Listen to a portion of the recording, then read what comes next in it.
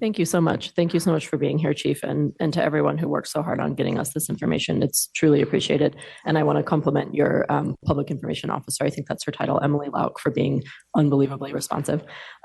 So my first question, sorry, I need to scroll down to it here. It's a broad one, and I just am curious to hear from you. What's your general philosophy or thinking about the proper role of police versus other kinds of experts in things like behavioral health, homelessness, preventing youth suicides and gun violence, those kinds of root causes?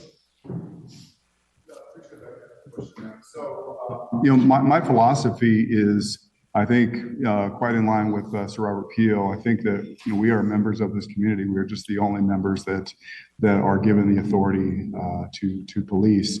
But I think it's all of our responsibility to create public safety in our communities. And I think that we have the advantage of being able to use research, identify best trends, recognizing the shift. I think it's a nationwide shift towards handling things through a much more public health lens.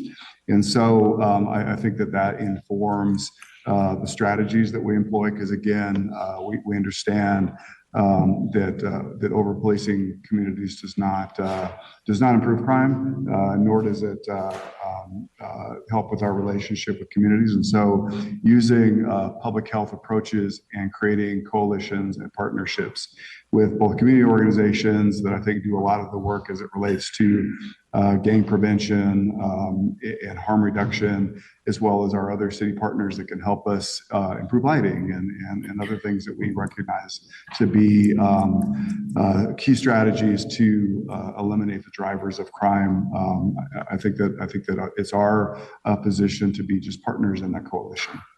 Okay, and I see that in your work, and I appreciate that.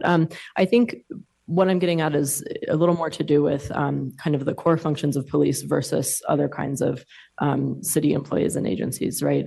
So for example, I know you have a ton of your officers who are serving as kind of the first line of contact for people that are living unhoused, for people that are having behavioral health crises, all that kind of thing. Sort of starting from neutral, understanding that, as the director of safety pointed out, oftentimes the fact is that police are the first line of contact for those individuals. I'm curious whether you feel like that's preferable, or whether it would be preferable to have other types of professionals be those first contacts. I understand. So, certainly I think that one of the reasons why we have co-responders and why we have the STAR ban is because sometimes there are people that can create better outcomes than just the police. I do recognize, though, that the police are essentially the only 24/7 response mechanism that there is in the city. And so I actually appreciate our opportunity to connect with individuals that have challenges. And I think we're actually very good at diverting people to the AIDS center, or connecting people with LEAD or SUN or something like that. Because at the end of the day, I don't really think that police officers just want to put people in jail for the fact of putting people in jail. I think that they just want to create a safe community. And sometimes creating safe communities doesn't necessarily mean putting people in jail as much as it means connecting people with services to help. Thank you. I appreciate that. My second question, I'll just admit I'm deeply confused about, and it's about vacancies and staffing. So to ground this conversation, this requested budget would amount to a $60 million expansion of the police budget since 2021. So it's a lot of money. My understanding is you have a 6% vacancy rate among sworn officers. And as you shared on slide 5, thankfully, both violent and property crime are falling. 911 calls are also down pretty considerably, and that's been true year over year since 2020.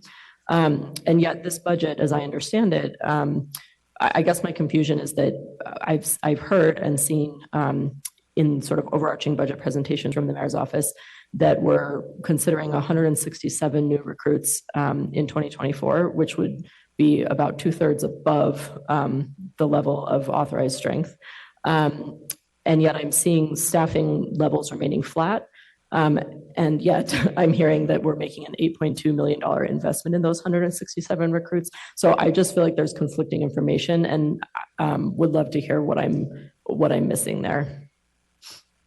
So I think that what I think that staffing optimization chart shows is that we have an attrition rate of roughly 90. And when we consider our attrition rate with the hiring of 167 officers, That gets us very close, I think, to that authorized strength number. And again, that authorized strength is based upon the number that we believe that we can do all of the things that the community expects of us to do from both a crime prevention and community engagement perspective. And so that's why I think it's incumbent upon us to not just settle for those retention numbers and not just settle for our average fail rate in the academy, which is about 12%, and strive to improve our retention as well as improve our academy fail rate so that we can get to that authorized strength number much quicker. And again, I think that that the other thing that we have to consider is that while we will get to that authorized strength number, we have to consider the fact that roughly 50 of those individuals will be in the academy. So we're paying them, they are impacting the budget, but they're not able to respond to calls for service and thus help us with our challenges. Okay, and again, looking at slide 13, which has is the same uniform staffing costs for 2024 as for 2023, what I'm wondering is if the plan to bring in that many new recruits will have a budget impact in 2025 that we should be thinking about.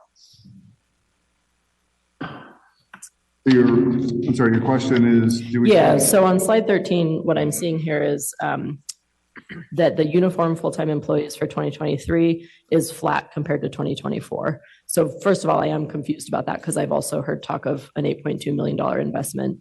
But what I'm wondering is if that's because those 167 recruits will primarily be coming onto the force in 2025 and we'll see the budget impact then. Yes, okay. That is correct. So we're paying for things in the following year because they start at the end of the corresponding year. Okay, and in this year, what is it that we're budgeting for with that 8.2 million? I'd have to and the 8.2 million I want to say is coming from like the introductory letter to the budget. So yeah, it may be a Stephanie question. Push. All right, there we go. Okay, so uniform are budgeted in a very unique way. We budget uniform, that's called authorized strength. When you think about authorized strength, that's the number of people who are budgeted to be on the street in this particular case. Oftentimes, just like we had this conversation with Sheriff, by the way, oftentimes when there's a gap, we haven't filled all those positions, we also leverage those vacancy savings for overtime. So what the Sheriff showed you in the optimization chart, Sheriff, the Chief, could you go back to the optimization chart for me? Is that because of attrition, we are constantly filling recruit classes, which take, Chief, 9 months? Roughly 28 weeks. And then 12 to 16 weeks of street training. So there's a long time before somebody is actually a full-fledged on there. So we're constantly trying to fill the classes so that we can get to our authorized strength. And at the same time, we're using authorized strength budget to pay our officers who are on the street as well as overtime. So, you know, if we, right now, our current projections are that we'll get pretty close to authorized strength by the end of 2024. We hope we're successful in our recruiting. We're hopeful that those recruits are also successful in actually completing. But that is the cap of the budget in terms of the number of total officers that we have budget for. And the recruit classes are just kind of trying to fill up to get us there. And in the meantime, we're losing officers, right, who are leaving for any number of reasons, including retirement. So that is why you're not seeing a lot of change in the budget, because we are budgeting for a number of uniform officers, and then we're adding budget at the back end on the recruit class. So the 8.2 is an additional class. We typically have 2 classes. We're doing 3 next year. That gets us to our 8.2 as well for all those classes. So that could vary every year. We could have 2 classes, 3 classes. So I understand now where the 8.2 million number is coming from. When you say it's for an additional recruit class, is that for the expenses of training them? Is it for their salaries? Is it for all of that? salaries, equipment, all those things. And it's only for the time, the other thing is, if there's one word around, if location is the right word for real estate, the word for budget is timing.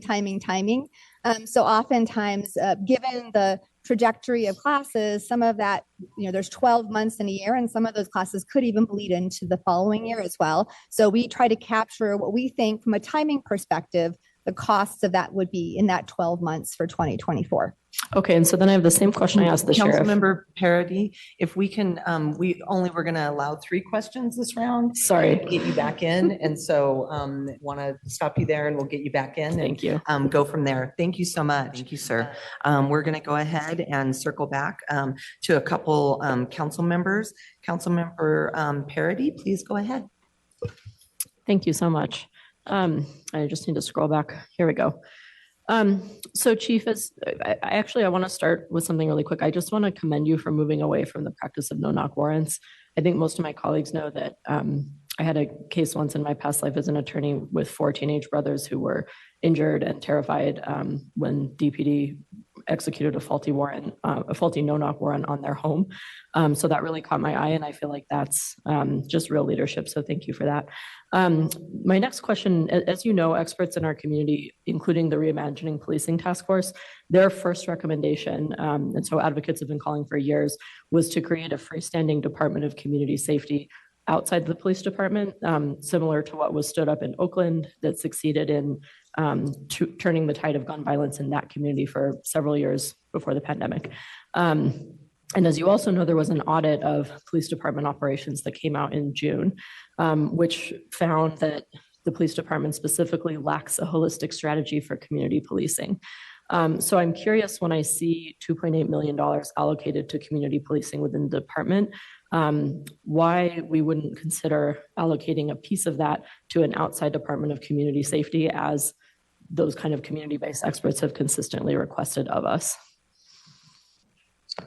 So I think that the money that's been allocated towards community policing is, I think, specific to our Community Engagement Bureau, which I think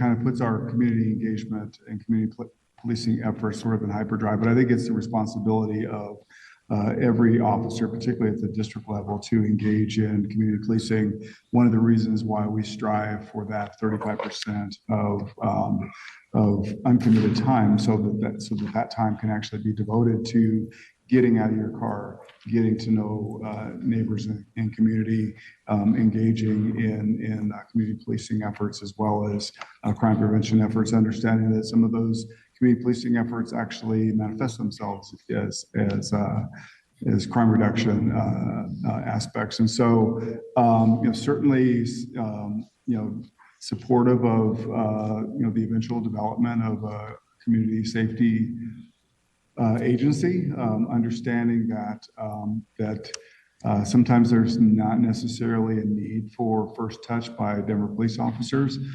Some of the things that I have contemplated and actually stood up to a certain degree, working with other city partners, is working with the Office of Children's Affairs to do a couple of things. One is identifying alternatives to citation for our school resource officers who are in contact with students in schools.